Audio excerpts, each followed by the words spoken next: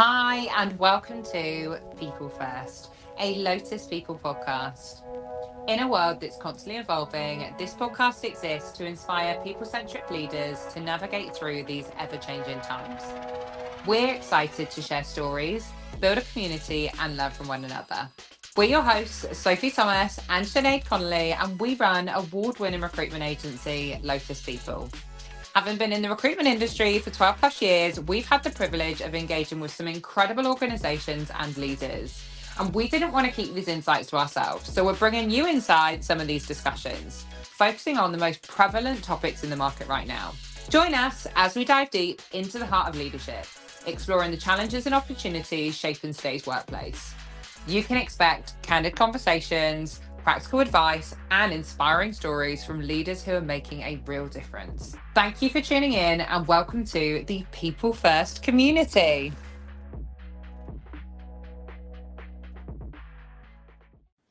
Okay, we are officially live. Welcome, everyone. Hi. Welcome to People First, a Lotus People podcast. Obviously, I'm really excited to have you here with us. We've obviously worked really closely together over the last 18 months, and it has been an absolute delight. You're very much the dream client. Your approach, communication, and even just watching you grow within your current role has been incredible. I can honestly say that every single person who's had the opportunity to meet with you has spoken so highly of how personable, engaging, and just authentic you are. I think the point of this podcast is to really share wisdom from amazing people like yourself. So with that said, and to kick us off for our listeners, it'd be great if you could share with us just like a brief overview of your current role. Yeah, of course. So currently I'm the Executive Manager of People and Culture here at Healthy Land and Water, which is an environmental not-for-profit that's leading change to deliver an environment for our future generations to thrive. And we do this through delivering on-ground works, mostly in Southeast Queensland, across fire preparedness, sustainable urban water design, environmental monitoring, and also through directing investments in the region. My role in all of that is driving progressive people practices and systems that deliver on Healthy Land and Water's business strategy and enables growth. That's a big part of our current strategy. So end-to-end HR here. I do have a great people team who cover payroll, workplace health and safety, employee engagement, and Indigenous advancement, as well as a really supportive executive leadership team who do get on board with all my ideas and my carefully prepared action plans and measures, because I love telling people how to do their jobs. But no, I do love seeing positive change and progress, and we witnessed a lot of that here at Healthy Land and Water, which I'm really proud of. I have a background in mostly generalist HR. Over the past 10 years, I've worked across multiple countries in fast-moving consumer goods, pharmaceutical, manufacturing, and environment. And whilst I do have a generalist HR career, I still do have my favorite things. So to me, all of the fun things are organizational design, L&D facilitation, engagement, and particularly reward and recognition as well. Amazing. Thank you so much for that. And it's funny, even as you're talking about your career and the different industries you've been in, like we literally first had contact, I would say, when Lotus first started. So it would be we're 9, so 9 years ago, which is absolutely crazy. So it does span back that far. And obviously you and Soph are working so closely together now that it's so lovely to have you here. So welcome.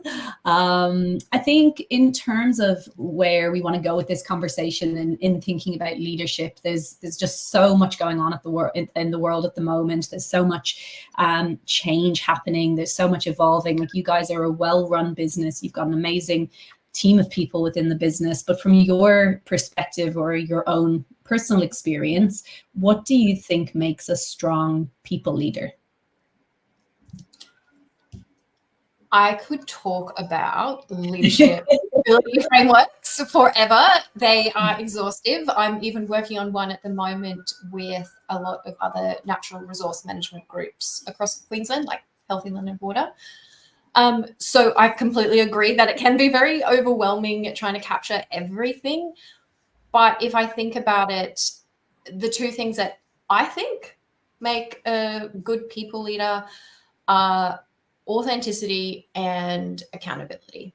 Mm-hmm. I see really successful leaders leading teams and people and businesses who are real, they're honest, though kind, and they own up to things. And I think you get so much more respect, trust, and buy-in as a leader just by owning up to things. Mm-hmm. Yeah, 100%. And I think it can be. No, I was going to add, like, obviously having people go through the experience where they're meeting you from an interview stage, like the feedback that I always get is you as an interviewer and as a leader is very much that you're authentic, but equally that the kindness piece, you're very lovely. And I think the process that you put people through at an interview stage, like a lot of people can go into an interview and they're asked these questions in a particular format and give me a time and an example and blah, blah, blah. And with you, it's never that way. Like, I feel like everyone walks in, and I even tell people now, like, if you go in and meet Ali, like, realistically, she's going to be lovely. She's going to put you at ease. You're going to feel very comfortable with her. And I think that's very much your natural style. And it's not everyone's, right? Like, some leaders aren't as warm and as engaging as you are. But I think, yeah, with having that experience of working with you on multiple roles now over the last 18 months, like, I definitely noticed that authenticity with you. I guess in kind of conversation around that, like, not everyone finds it that easy to be their authentic self. Some people really struggle with that. They almost have this kind of work version and then their own version of who they are at home. Like, how have you seen that, I guess, across the businesses that you've worked within? And I guess, how do you guide and coach people into being their authentic selves at work? I think if we talk about authenticity, it's important to remember, like, people aren't these fake shiny things with a title stamped on their head. I see authentic leaders doing things like demonstrating working flexibly, for example, or they have lives just like all of employees outside of work with their families, their friends, or their hobbies. So when I think about, I suppose, bringing your whole self to work, I'm not asking you to do embarrassing personal overshares. It's up to you what you want to share.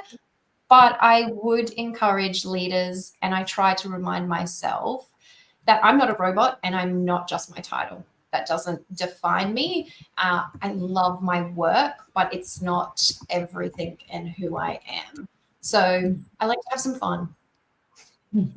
It's so important. And even it's funny when you say, like, the shiny version of yourself. Even as we were doing prep for the podcast and we're recording the intros at the beginning, Soph was like, I know that sounded very like shiny and very, and I was like, it doesn't, it sounds like you're happy. I was like, it sounds like you're smiling. It sounds like you're into it. Like, it's like, yeah, you can, I think sometimes you can perceive that it's that version, but yeah, there's obviously a line between the two. And I think when you are authentic, it does shine through. Like, I think it's the thing that buys people into you. And I think it is completely an essential trait of good leaders. And I think if any of us think of the amazing leaders we've worked for, like, we see all sides of them. And you're right, that ability to, like, oversharing instantly is the reddest of flags. Like, that is sending people in the other direction. But when you get to know your leaders and you get to know people who you've loved working for, it is that you kind of see all sides of their life, which is super, super important. So no, I love that. It's a great answer. And Sophie, I was going to mention, in relation to recruitment, I think authenticity plays into that, or obviously what is the goal you're trying to achieve? Because I don't want to ask people whether they would fight, 20 duck-sized horses or a horse-sized duck, whatever those crazy questions were. What is the point? What am I trying to assess? So when I interview, obviously, if I'm going into situational based questions, I explain that. I'm going to ask a situational based question. The capability that I'm trying to assess through the experience that you show me is resilience or accountability or communicating effectively. This is what I mean by that. This is the question. Now, can you explain to me and step me through it? And I can give you prompts, or I can show you the question in writing, and silence is okay. Because when I go into an interview, I'm not there to trick anyone. I am there to help people succeed, and I want to see others. So, and I think everyone feels that. I think like one of the things that I always notice is that whenever I speak to candidates that've been in that interview scenario where they feel comfortable, like you as the employer, you're also getting their authentic version. You're not getting the person who's feeling uncomfortable or scared, or they're in a scarcity mindset because they're feeling like somebody's grilling them, for example. I think the way that you approach that has just been so lovely, that people have been able to show up as their true selves. And look, at interview, you want to see who these people are. You don't want those scripted answers. You don't want the answer that they think that you want to hear. You want their actual answer. And I think if you put them in a situation where they feel safe and they feel comfortable, actually that's going to then allow you to hire people for their true selves rather than being somebody else at interview as well. So yeah, I absolutely love that. I think even to touch on where you're talking about accountability, I think it's a conversation that can be had in so many different perspectives. I think obviously we all need to hold ourselves accountable, but again, like having that clarity of what that looks like throughout a business and people understanding their roles and how that's even portrayed to the business, like it's so crucial. So yeah, I absolutely love that. But from my side, even a title doesn't just kind of define who I am. We're all humans and we go to work for a long time of the week. We want to enjoy what we do. But yeah, I think that leading. I was going to say a long time of our lives as well, let alone the week. More than we're not. Yeah, I think also when it comes to accountability, I think people get scared of it sometimes. And maybe when they step into a leadership role, I don't know if they confuse accountability with vulnerability, or that making mistakes is bad, when that's not what we're trying to do. And if you want your employees to be accountable, again, you need to demonstrate yourself being accountable and taking account and holding others to account as well. And if you want to create a safe and productive team, then you have to make them comfortable to do that. And I think some of the best leaders that I've admired or connected really well with are people who do that well, and they do take accountability. If I think of even my CEO now, she's really good at this, and I know I can go to her and say, I don't think that we approach that in the best way, or I think there's a better way we can do this. And sometimes it might be, what do you think? Or it might be, I think we should do this, or I want to see this. And I know that she's not going to react or be defensive.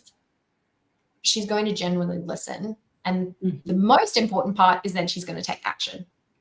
Something will change, or we'll be like, all right, let's go back and do it this way, or okay, let's action that or change this. So that can be really encouraging as well, and creates a really safe environment. For sure. And it's non-emotive as well, right? You know that it's work, and no one's going to sort of have a heightened, threatened response, because it's just progress and things moving along. I thought of something as you were speaking there. You make such a good point, and obviously accountability is absolutely crucial. But I remember years ago, an exec coach said to me that as leaders, you have to be careful or be mindful of accountability not tipping into like savior complex of like taking so much accountability and responsibility for things that you can actually disempower the team around you as well, because you kind of put your hand up to everything and say, I should have done better, I should have done this, I should have done that. And in actual fact, you can actually take away their ability to sort of learn and make mistakes and take ownership. And that's actually a bit of a balance to sort of be aware of as well. And I completely agree with you. I think everyone would agree that accountability is one of the top traits, but I've always had it in the back of my mind. What that coach said is that it's a tricky thing to sort of make sure you're staying, like anything, make sure you're staying on the right side of it. Yeah. Love that. Funny enough, I was just thinking about Stephen Bartlett. I was listening to one of his podcasts a few weeks ago, and he was saying that when he first started his business, he found it really hard to go on holiday and switch off, which is obviously something I do as well, which we're probably both aware of, that when I go on holiday, I'm like, I can still do everything. But he was saying that by doing that, you're almost taking it away from your teams. Like what you're almost doing is saying to your teams, I don't trust you to look at. And that, again, bringing it back to trust, I think is just one of them that you kind of automatically go into that mindset of like, I can do it. And it's not that you don't trust your teams, it's that maybe you're just doing it because you know you can. But I think it's, again, changing perception and just that self-awareness. I think being aware of those types of things that you're doing and realizing how they're impacting other people, you should hold yourself accountable to those types of things as well. Yeah. Love that. But I guess in terms of where we could kind of take this conversation. So obviously we've spoken about maybe what you feel makes a strong people leader. With the world of work obviously constantly evolving, we're obviously thinking a lot about, I suppose, more junior people coming up through the ranks, people becoming these people leaders. A lot of the time, and me and Sinead have spoken about this, a lot of the time that people are maybe technically great at their jobs and they're being promoted into manager roles, leader roles, maybe without the adequate training or development opportunities. For someone kind of listening in who maybe is in that position at the moment, what skills do you think maybe a leader of tomorrow would need to have? I think a leader of tomorrow, obviously I still hold accountability and authenticity really highly. Yeah. In addition to that, I think there's kind of two things. One is adaptability, get excited about change, which can be hard to do. But the other thing I think is important, especially for future leaders, is action with empathy, I would say. So it's a lot of doing and not just saying. You can go on LinkedIn and see so many commentators on leadership and do this and do that and this capability and this framework, and you can read all these great books. But what are you doing? How are you actioning that? How are you demonstrating and showing that and doing what you say you're going to do? So I think that people are really good at finding out what they should do, and it's a lot harder to practice that and build up those skills. And the only way you can build them is by jumping in and practicing. Yeah, absolutely. And it's so nice talking about that a lot, about that whole concept of the leadership piece and how much information we're taking in and how much content we're consuming. And you mentioned LinkedIn, and so I was mentioning podcasts, and there's just so much out there. And we have spoken about this before, but it is literally a case of pulling back and deciding, what am I actually going to do? And actually, it's funny, after we saw Stephen Bartlett in Brisbane, we went to go see him in like a big stadium, and there was tons of people there. And I actually, and so if you'll remember this, I came away and I almost went into a bit of a spiral of like, there's so much, I feel inadequate. He is so smart. He's given so much advice. This is what I need to do. And actually, when I distilled it and sort of took away 2 or 3 key takeaways, that's when I started to feel good and inspired. But I honestly had a minute. I've absorbed 3.5 hours of information from one of the best sort of leaders in business at the moment. And rather than feeling like instantly inspired or ready for action, I kind of took myself into a tailspin. So I agree with you. I think that action is important, but then also being fair with yourself and realistic with yourself over what action can be taken, because not one person or not one leadership team or not one individual can sort of take on the world on their own shoulders. Yeah, I agree with that. I think even like, obviously we spoke about the podcast, that I consume so much information that actually even I have to sometimes take a step back to go, I'm listening to it all, but where am I creating space to be able to do anything with it? Like a lot of the time, especially podcasts, it's not like you are listening and then writing it down. So a lot of the time you're just kind of consuming, and everyone learns slightly differently. But one thing, I really took away from Stephen Bartlett, you're right, like there was just so much in there, and you go, God, I could be doing all of these different things. But actually, it's like, what are the key things that are going to help you right now? You can't have 50,000 things that you want to change, but finding the key things and then doing something about them and creating the space and time to be able to, I think makes a big difference. But I definitely feel at the moment there's a lot of people who are just pumping out really good content. Like, it's not that, but it's everywhere, and on every platform that you look at, like even if you're on kind of social media platforms like Instagram or Facebook, like even on them there's ads, or there's now pages that are kind of dedicated to learning content. So you can't really get away from it, but it is then making sure you are putting the action into it as well. For sure. And I do think that's been, for me personally, one of the biggest learnings, and probably one of the hardest lessons I've had to learn as well, because I can reach burnout if I just overload and overload and overload. And I have a tendency to do that. I think I get excited about everything, and it's a good trait to have, but I get so excited that I want to do it all. And then I look at my diary or look at my week and I'm like, why did I do this to myself? So yeah, it's good to have the ability to self-reflect. But Ali, from your perspective, like in your leadership journey, obviously it's always evolving, but what do you think so far has been one of the toughest lessons that you've had to learn as a people leader? I think the toughest lesson for me that I've had to figure out becoming a leader is actually to do with perception. So how others perceive you as a leader. So I have to now remind myself, I'm not just me representing a HR nerd who loves doing all these little things and who likes to work in the background.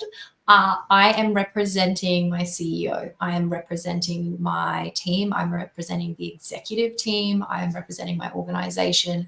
And I have to think back to how many leaders did I look up to and admire, and why and how, and also how many leaders did I make assumptions or judgments about based off maybe only a handful of interactions. So I have to remember that even though I'm telling myself, look, it's a title, it's cool, but other people also hold other assumptions and judgments about that title or what they expect from that title. And the other thing is I get FOMO. So when I see a bunch of colleagues going out and they're getting matcha lattes in the afternoon, I want to go out and get matcha lattes too. And sometimes I do. And it's really fun. And I just want to be a part of everything all the time. But I also have to take a step back sometimes and be like, do they want the head of HR to hang out with them? Do they want an executive to tag along with everything they do? Or would they just like some time to be colleagues and hang out and have fun? So I definitely have to remind myself to recognize the privilege that I have and the role that I have and how that's perceived by others, whether it's good or bad, and check myself sometimes. I really, really love that. And I love your openness around it as well. That really resonates with me. And I think Soph and I, we've spoken about this before. You and like, I've started Lotus 9 years ago, and we were a handful of people, and we were essentially my co-founder was my best friend. Two of the first hires were ex-colleagues who were also best friends. We partnered with another agency who became very fast friends. And over the evolution of the business, as the business grows and I am the CEO and the grown up in the business, I can see my inner teenager sometimes being like, I want to go to the lunchtime walk. I want to go, and it's almost irrational, because it's like you said, of course it's just the way of things, and no, they don't want me tagging along to things, but it's been an adjustment, and it's definitely been a thing where I completely relate to what you're saying, because we're all human, and like feeling of belonging and and there's so much we all do together, which is lovely, and I have the best team. But there's definitely, I think, when you go through a transition and you're sort of tipping between those two worlds, it can definitely bring stuff up, and FOMO is real. But yeah, so I really like like that. And I think we spoke about this actually. I think the conversation you had with Julie around like perception when you're in an executive role and what that now means. And you are right. Like I look at some of the leaders that I've probably had like a handful of experiences with. And in those handful of experiences, like I might have only met them twice, but I had a very particular expectation of them or an experience with them. And that kind of sets the tone. I think that's a really hard reality of a leader. And I don't think enough's probably put on that, because you're almost expected to be of a particular type of character or person or behavior all of the time, which is hard, right, when you come into work, because leaders have challenges as well. Like nothing's easy. Leaders have some of the biggest challenges to deal with. But how do you manage that? Like, I guess, is it a case of I don't know, just, I think it goes back to maybe trying to focus on empathy and putting yourself in somebody else's shoes. I absolutely, when I think of leaders that I've perhaps judged, and I've seen somebody facing hundreds of employees looking at redundancy, and that leader come out and say, well, we can't make lemonade without lemons, or some weird thing. And instead of addressing it or sharing information and being empathetic in that moment, has tried to like hide, I guess, and protect themselves. And I just have to think, okay, well, if I were in that situation and I was facing that, what information would I want to know and how would I like to be treated? And then take a minute to stop and be like, okay, well, I can try and do that. So there's like, I suppose looking at the bad examples is when I'm reminded of, oh, okay, yeah, don't do that. And then for the good stuff and making sure that I don't overwhelm myself, what's going to happen tomorrow is if I forget this full stop in this formal communications and I'm not seen as the most professional perfectionist person ever, what's going to happen? Like, I know I'm not going to lose my job over that. Some people might not even notice. Some good advice that I was given earlier on in my career by another great female leader was done is better than perfect. And when she told me that, I almost had like an internal rage. I was like, no, you're wrong. But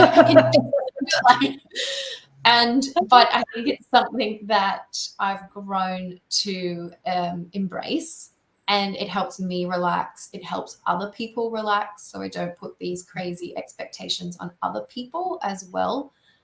And then it helps me remember that a missing comma, an Oxford comma, I'm an Oxford comma fan, is not the end of the world. And that can be, Oxford commas can be divisive sometimes. So I think it's taking a step back, trying to have empathy for others and putting yourself in their shoes, but also giving yourself a bit of grace. Yeah, I really love that. I almost feel like when you're the leader, like you're almost looking at yourself from the lens of somebody else looking at you, which is, awesome way to look at it. And I think it just allows you to be a bit more comfortable with that in yourself. Because everyone's hard on themselves, right? I think we're all pretty hard on ourselves, especially in today's society.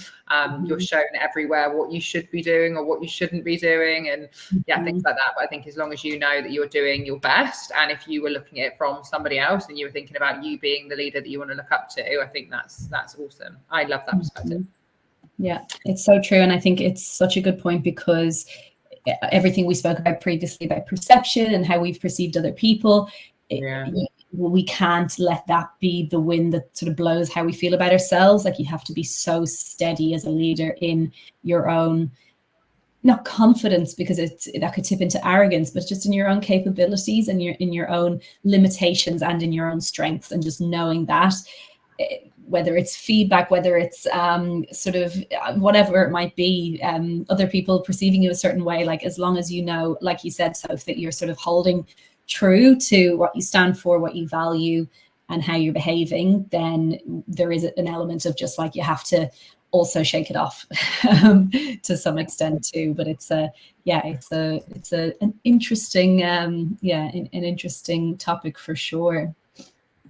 I think sorry. I was going to say, I don't love difficult conversations. I don't love performance management or mediating relationships and conflict. I don't love any of those things, but I know that I can do them whilst being still holding people to account, but doing it in an empathetic and in a genuine, authentic kind of way, reminding myself, how would I like to be pulled up for this or spoken to about this, or how would I like to fix this? Yeah, absolutely.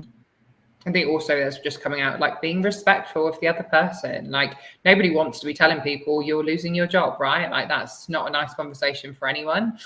But it is part of your job and it's your responsibility to do that. And it's just thinking about the way that you approach that. I think again, communication, clarity, transparency, like all of those things come down to it. But I think that if we were thinking about where we're at the moment, obviously there's a lot of businesses that are doing things great, but there are a lot that aren't. What do you think businesses can do better when it comes to things like their people initiatives and employee engagement? Because I know this is something that you guys have done very well. HRW. I think businesses can do better in this space by listening to employees. And what I mean is that, yes, we do a happiness survey and we get L&D feedback and we do these great engagement surveys. We collect so much data and we ask our employees. I think sometimes we fall down when we try to explain the data. Oh, well, they don't really mean that, or I disagree with that. They don't know about this, so they can't answer this correctly, or whatever the response is. I think sometimes people, even HR people, get defensive about culture and engagement results. Whereas if in any kind of situation, if you were to ask somebody else for feedback, what do you do next? You take on that feedback, you listen, and you respond. So if my employees are saying X, Y, Z, I might not be able to do all of that or within this budget cycle or whatever it is, but I can go back to them and say, hey, you asked for this. Here's what I've got. Do you agree? Do you want this? Okay, cool. And then do it that way. I have been able to respond to what people want, basically, instead of trying to create something that I think that they want or that they should want. And in other initiatives, absolutely have them be people-led, or go and pilot them, go and test them before rolling them out. And that way you can adjust. So if I'm looking at employee benefits or whatever it is, I can go and ask people, hey, I want to improve this and make this better. What do you want? What would make it better for you? And then I can take that back and be like, okay, here's what I can do, and roll it out. And then obviously testing it. Yes, I can test culture scores and stuff, but if I roll out employee benefits and increase those, I want to know how many people are accessing those. And then I want to know, is it because they can't access it? Is it because they don't want it or they don't value it? Is it because they want something else? How can I make it better? And I know it's just a simple thing, but sometimes I think it goes like engagement survey, data analytics, debrief, action plan, and then all again, and nothing changes. I would love to ask you a follow-up question on that, because what with it being the end of quarter, we're sort of in all of this at the moment. And look, ours have historically always been very high, but one thing I really struggle with, and I'd love your take on it, is sort of how, and this is a bigger conversation, but we can't please everyone. Like, of course we can't please everyone, and we're in a small business. It's we're not like a massive corporation, but what I find is that sometimes we get really conflicting information. So some people will be like, if we use, and I don't want to go down this hole because it's obviously such a different topic, but if we use work from home, some people will ask for more, some people will ask for less. But there might be many situations like that where it's like, I want more of this, and then someone else says I want less of this. What's your take from a leadership perspective on things like that? I always go in to find if there is a middle ground or a general expectation that I can set. And then within those bounds, people can choose what suits them best or how they work best.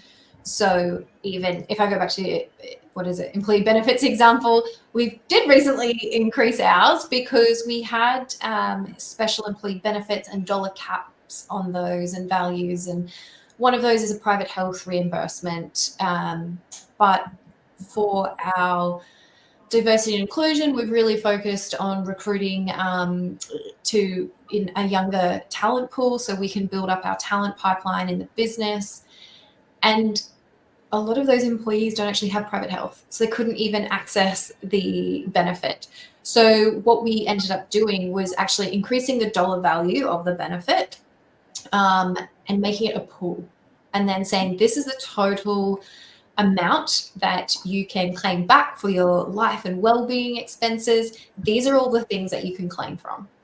You can claim from one, or you can claim from multiple, and that includes private health, allied health and well-being, voluntary HECS repayments, and travel. If you book a week of paid leave, you can claim back like your flights or accommodation or something like that to help you have a good work-life balance. So I don't have a straight answer. I think it really, I hate saying this, we joke about this at work all the time. It depends. Yeah. But those benefits, honestly, I'm like, are you hiring at the moment? Ask Sophie. Those benefits, I'm like, that is an industry standard. My God. They're amazing. And it is tricky, and you're right, like there is no one size fits all. And I think the approach that we've had with it is interpret to the best of our abilities where the middle ground is. And it's such a useful tool to get that feedback is so useful. But yeah, we can, as I said, you can kind of end up in the center, and it probably goes back to what we were saying before of just being strong in the vision and what you sort of the direction we're going in, and what we want for our people and for our values, and then sort of making tweaks and changes as we go, rather than like being pulled from pillar to post every time a survey comes back with people asking for like more snacks or whatever. And I don't think there's anything wrong with sharing that information with employees. Yeah. I would go back to them and say, hey, we did the survey. I've got 50% say this, 50% say this. What would you like me to do? And share that information, that insight, and how you got to where you got in your thought process. I don't think anything is, obviously employee surveys are completely anonymous and all of that, but I will have focus groups or comms back with my employees and say, you said this, what do you mean? Can you give me an example? Okay. All right, what do you want to see instead? What does good look like for you in that space? And then I can drag out all the good stuff that I need so I can go and make action plans and make change. Yeah. I think you're really right in that, though. I was going to say, like, if you even think about an employee engagement survey, like the way that somebody might read a particular question, they might even take it differently to somebody else. So actually being able to then reconfirm, okay, well, we've got this data here. This is how I read it. Is that what you're saying? Like, again, you're just almost reaffirming what's there. And then if it's not right, you've then got the opportunity to go, okay, well, actually, we took it as this. You're now saying that. How can we look at it from a different lens? So I think that's, I've never yet seen it done like that. I love that approach. No, it's a good one. And in terms of, I mean, what we've covered today, it's obviously so focused on the people side of things, leadership. Is there anything in particular from the, I guess, the role you're in, or the vantage point or viewpoint that you have that we haven't covered today that you do feel really passionately about in this space? I think I might have mentioned it actually when we were talking about recruitment, and it's seeing other people succeed or setting people up to succeed. And I think as a leader, what I'm most passionate about, or what I get really excited and happy and proud about, is seeing other people succeed. And I think back even this week, one of my team members, I shared one of my big goals with her, and I was asking for help with a part of it and all of that. We'd stepped through it. So she had some of the information. Later on, she went out and used her communication skills, her negotiating skills, influencing, all of that came back to me and had basically just laid gold on my desk and was like, yeah, I've got this, I did this. I was so proud because she took the initiative for one, but she really backed herself and just did it. And I was like, I am so proud of you. I'm so excited for you. That is amazing. Like, we need to go and celebrate. So I think whilst we talk so much about leadership and how you should show up as a leader and what capabilities you should have, all those things are important. There's also heaps of reward that you can get from being a leader. And for me, I get do the little happy dance when I see somebody else succeed. It feels so good. And I think that's probably my favorite part about it. Mm-hmm. And there has to be a lot of reward because it is hard and it is tricky, and there's so much that comes up in people leadership. And I think to have that level of satisfaction from coaching people, I love working with bright people who like just are so smart and see their career flourish, and it just makes me so happy. And I completely agree with you, but I think there has to be that payoff. Otherwise it would just be a thankless task, I think. Yeah. I honestly, like everything you say, I think just your natural style, like how you're so engaging, Ali. Like and this is why I love our conversations, that you genuinely care about people, and that comes across in every single conversation. Like whether it's in recruitment, whether we're talking about your current team, whether we're talking about people getting promoted, like you genuinely do care, which isn't every leader, right? Like there are some leaders who definitely don't give a damn, like you do. But I think like that's been the biggest thing that I've realized within your organization is it feels like people care. And I think that's definitely the direction which more businesses need to take. Where I guess in terms of like your own learning of being a leader, like has it come from experience? Have you plugged into podcasts, books? Like, yeah, where have you found your most growth? Definitely, I've had some great people to look up to and been inspired and learnt from them, or I've been along journeys with them and it's like, hey, come with me, I'll show you how to do this, or dip your foot in here. So I've definitely been encouraged. So I've been very lucky through all of that in my career.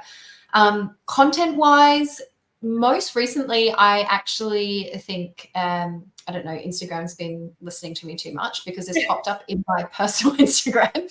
And I started following and I love it. It's Bold Side HR. I think it's run by Shelley Johnston. So this is not or anything like that.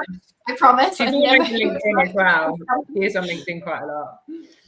Yeah, but I like that style of it's short, it's really applicable, and you can see the authenticity come through and the care, and it is leading with accountability, authenticity, empathy, all of those wonderful things. I think that it's very clear that the old hierarchical manager, that's not what we want. We want the engaging, motivating leader. So that content I have just been eating up lately. That's an awesome recommendation. I hadn't heard of her. I vaguely remember you mentioning her before, Soph, on LinkedIn. But I will absolutely check her out. She seems fab. She is awesome. And I think even just you touching on that then of like the old school, like I think it's conversations that we have so much with candidates at the moment, especially in the P&C space, is that like people don't want to work for the old school personnel departments. They want to be in these kind of people facing, people centered, like true people functions where they're able to add value and impact. There are obviously naturally still organizations out there, especially within particular industries that are maybe a lot later to adopt some of the new initiatives that we're seeing within people and culture. But yeah, we're going in the right direction. There's still lots more work to be done. But yeah, it's been lovely speaking to you. I think you're always a lovely person to be around, which is why I know everyone in the team absolutely loves you. And you do an amazing job within Healthy Land and Water. But yeah, thank you so much. No, thank you so much, Sophie and Sinead, for having me. This is exciting, and I can't wait to see you again soon. I know. You're a legend. Thank you so much for joining us. Yeah, really appreciate it. Thanks, Sally.